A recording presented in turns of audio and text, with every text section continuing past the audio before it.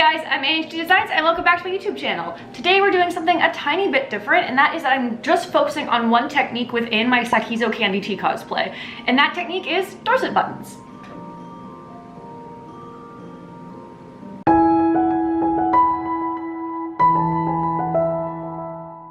So because this technique is very unique and you don't see it very often in cosplay, I figured I would actually do a whole video just dedicated to it because this has been a lot of trial and error to learn. I have a few little example ones kind of hanging about at this point. So I figured I'd kind of go through the trials and tribulations of working on Dorset buttons because I think they're a really fascinating technique, a really interesting little piece of history as well. So yeah, I thought I would show you the process of me working on some Dorset buttons and also take you along on a little adventure as I work on them. So I have my rings, I have my thread that matches the cosplay, I have my needle, which is attached to a little magnet over here, I've got some scissors and a thimble, and I'm ready to go. So I will preface this and just mention that this is by no means a tutorial. I am still learning this technique for myself, and I will put in the description links to the tutorials that I actually used myself because I have been using many tutorials to try to figure out the style of Dorset button that I want to do for this particular cosplay. So the reason I want to do Dorset buttons is because there is a detail on the candy tea cosplay that makes me just, I didn't know what else to make it, to be completely honest. When I saw it, I was like, okay, there's a circular ring and a daisy looking detail kind of idea. They looked like they could be buttons, they looked like they could be embroidery, they looked like they could be a few things. And at the time that I was thinking of doing candy tea as a cosplay, I learned about Dorset buttons because someone at work introduced them to me, because this is a technique that has been around since the Victorian era, something where you can take a simple thing like a ring and make a beautiful decorative piece from it. And honestly, they're gorgeous. We have a little daisy style here and a pinwheel style here, which I also find looks really flowery. And for what I want to do, I really love the way this looks. Like, just look at it, it's so cute. Dorset buttons are adorable and a nice way to add some detail from something very simple like a ring. Now in the case here, you can see that I use much wider rings and they're much smaller, but those are because they're for practice. And honestly, these two I'm probably going to put into a costume somewhere because I think they will actually match something else I want to work on in the future. So maybe we will see these two little friends later, but they were my practice runs, as was this one here. Now that I've practiced a little bit, I'm going to do some more. I have a lot of these rings. I purchased a lot of them because I figured I think I need at least 6 to 10. I'm not 100% sure until the waistband is made. So I'm just gonna make a whole bunch and hope that some of them work out because I presume that they will get better and better as I work on them. Now again, I'm no professional at Dorset buttons. I am still learning, still trying, and I'm really excited to go on this little adventure and start to make these buttons. All right, so I have a threaded needle. I've split some embroidery floss in half to do this, and I'm going to start winding some thread around this little loop here, this little hoop. So this is one of the trickier parts, so don't mind me if I like stop talking for a bit. Maybe we'll fast forward, but essentially my goal here is to do blanket stitches around this, and starting is one of the hardest parts, so we're just gonna, oh, see, I'm already dropping my needle. So we're gonna go around like that, and then around like that. Okay, I did it wrong. See, this is why I need to concentrate. Oh boy. Like literally one of the hardest parts of Dorset buttons is just the starting point. It's so tricky. Around town, around the loop,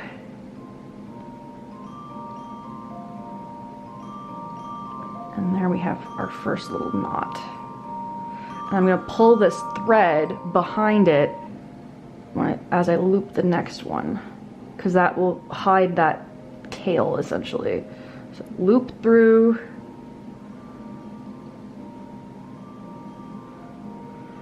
and then loop through again. There we got our starting point. Very nice. Okay, as you can see, that tail is getting stuck in the midst of it, which is what I want. So loop through, through. I'm gonna continue doing that until most of the tail is covered, or a lot of it, and I'll trim down the tail.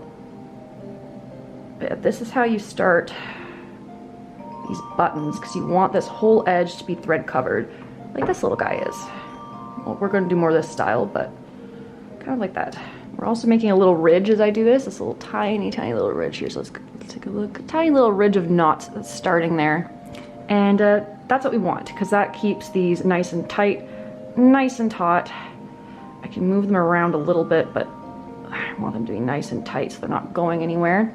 And they're encasing that little tail. Now you're gonna notice that with a lot of the things in the upcoming areas of this costume in general, there's gonna be a lot of repetitiveness, a lot of this particular stitch too, which I'll explain in other videos, but this is gonna be a process. I'm very excited, as I've mentioned before, for the apron, because again, a detail like this one is so different and unique, and it fits the overall feeling of what I'm aiming to do. Like, it feels very handcrafted, it feels very, well, period appropriate.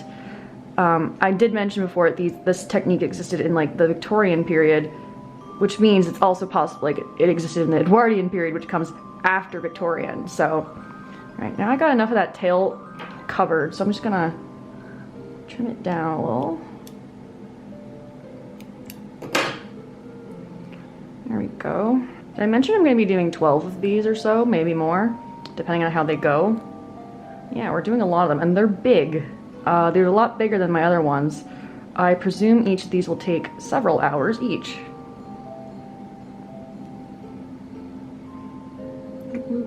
Through the hoop and through the loop. So I've been practicing also on plastic loops and hoops. So it's kind of nice to be working on a metal one right now. Oh, we're out of focus again. Yeah, it's quite nice to be working on a metal one because the texture of the thread on it is a little different compared to the very slippery plastic. The metal seems to be holding it a lot better, which is quite nice. Those knots nice and tight. So also the other thing is, so now that I have like the part where I really need to concentrate kind of done, and I'm done explaining, and I'm just at this long monotonous part where I'm just doing blanket stitches over and over and over again until this whole giant loop is covered.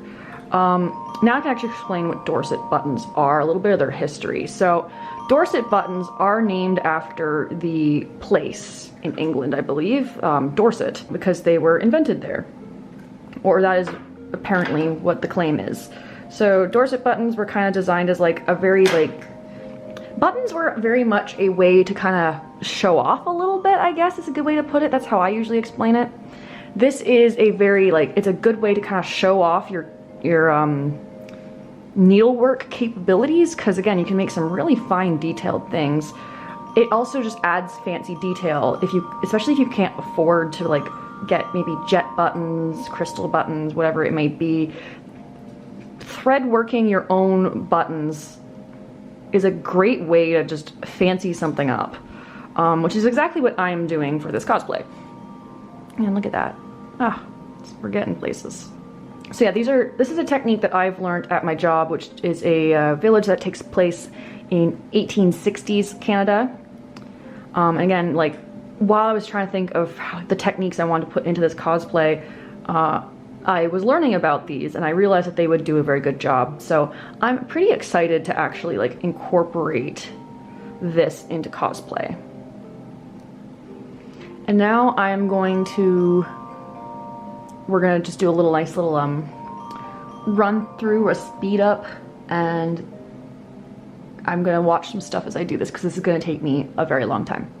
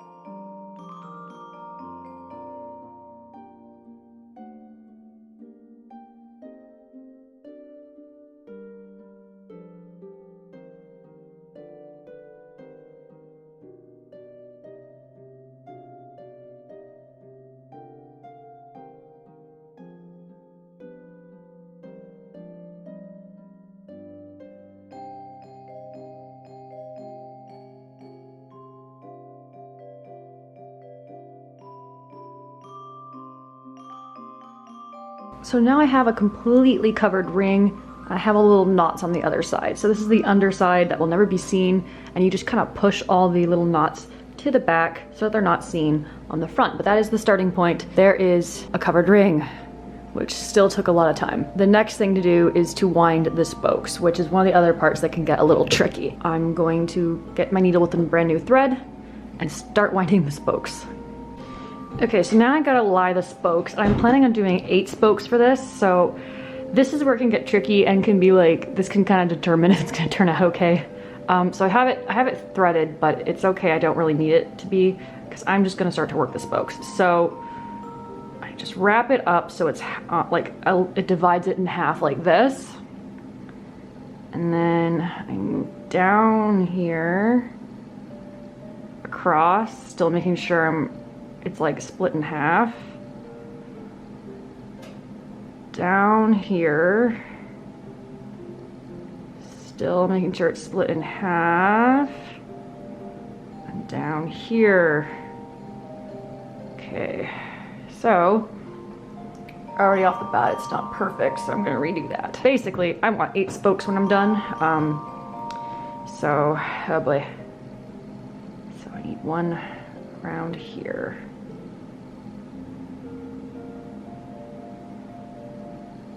Keep it nice and taut. One right there. Nice and taut. One right there. All right, see, that's much better. But this one is all, like the one in the back here is all amuck. So, gotta turn that around. And we are going to go, because I want this to kind of end up centered. So we're gonna go like this and kind of, I don't want to say force it, but yeah, kind of force it to the middle. Centering it is one of the most like vital parts to make sure like the whole thing is finished properly. So I'm just going to carefully do this, maybe quietly so I can concentrate, but basically go through the center. There we go. There we go. It's looking better already. We're gonna go up here. Again, we're gonna keep it nice and taut. Play around with this a little bit. Okay, this is looking really good so far. Oh my gosh.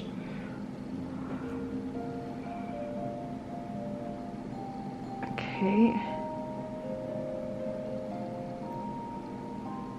I don't need to go through every single one, but I'm gonna go through the ones that are a little more off looking. So that one.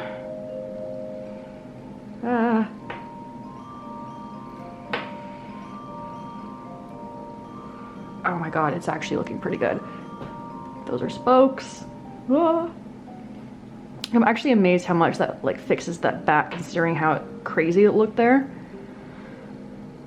So now I'm gonna go just through here to kind of keep that tightness there.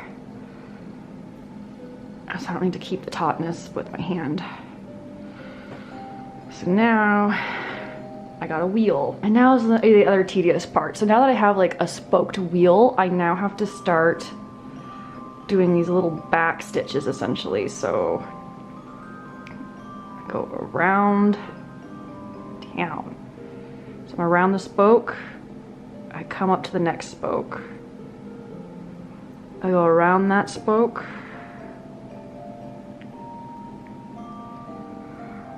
I go to the next spoke. Go around that spoke.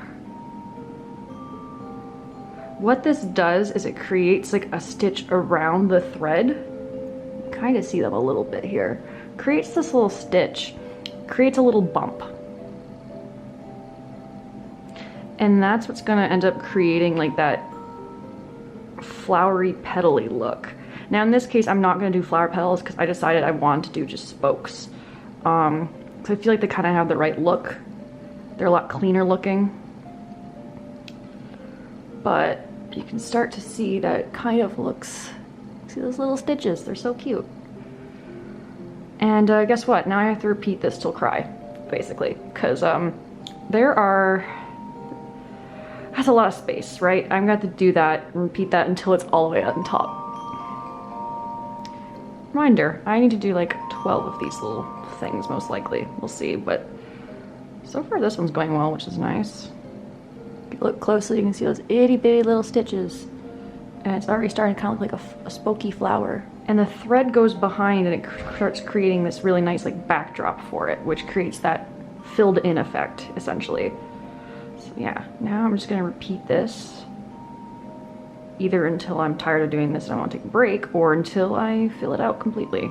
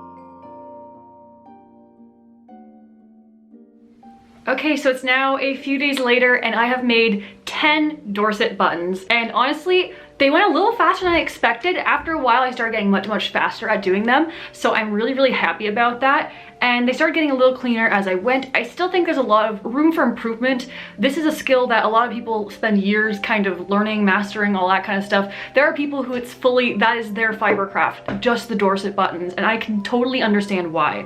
I totally want to maybe experiment with more styles now. I think the pinwheel was a very good choice. I really like the size of it compared to the dress, because those are going to go on the waistband of the apron.